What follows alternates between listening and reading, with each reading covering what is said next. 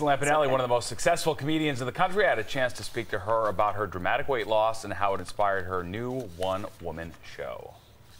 What's the etiquette if I were a fan of yours and I ran into you on the street? What's the right way to approach that? Because I'm fascinated by, I think if I was famous, I would hate camera phones. Everybody wanting cell phone pics and all that. Does that drive you crazy? How often does that happen to you, etc.? Well, I'm lucky enough that I'm 53, so I know I'm never going to look like a beauty contest winner, these people. So it doesn't really matter what I look like. You don't stress out about how it comes out or whatever, I don't even care. A lot of people have to approve it. I'm like, take it. I'm just happy I asked. You know, so I'm fine with it. Lampanelli recently shed more than 100 pounds, a decision she says was driven by a desire to live a long time. Comedy community is notoriously vicious to each other. I'm sure you had to gird yourself, oh, they're going to rip me apart for that. They're going to even try to get in my head and say I'm not funny anymore. Of course. You know, how much of the recovery from the surgery was mental and shielding yourself maybe from other comedians or dealing with them? That's a good point, because I don't hang out with other comics at all. Okay. I have one of my best friends as my opening act, and the rest of them I don't even talk to. You know, I have acquaintances and things, like some of the women in this series and stuff.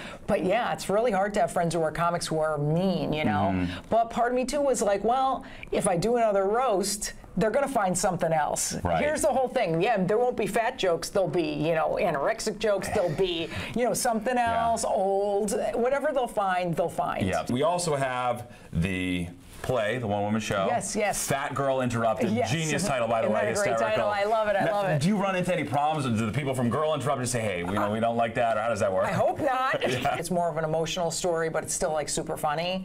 So it's going to be a really good show. I like that it exposes, you know, all the vulnerability about weight and about body image and all the stuff like most people go through. What is the difference between being on stage for, you know, your one-woman show or just regular stand-up? Yeah, well, the one-person show is definitely more stressful because it's scripted. Even though I wrote it, it has a storyline, so you can't jump around. And it's also just really revealing. Like, I tell some stuff that I just never thought I'd tell, which is kind of cool, because then you're sort of making people laugh with stuff that's real, and they go, oh my God, I'm not the only one going through this. Right. So I like that. I think it's a chancy thing to do. It was great talking to her. She was exactly as I'd hoped she'd be, very candid, honest, funny, etc. We talked a lot about our mutual love of Howard Stern, The Stern Show, and she's headlining this women's comic festival, sort of ongoing thing at the Venetian in Vegas, where it's basically different female headliners throughout the months, August, October, November, December. So Lipstick. The Lipstick Comedy Festival, which even that's kind of a funny Yeah, it looks like it's going to be very cool. So that was good. That was fun to meet her.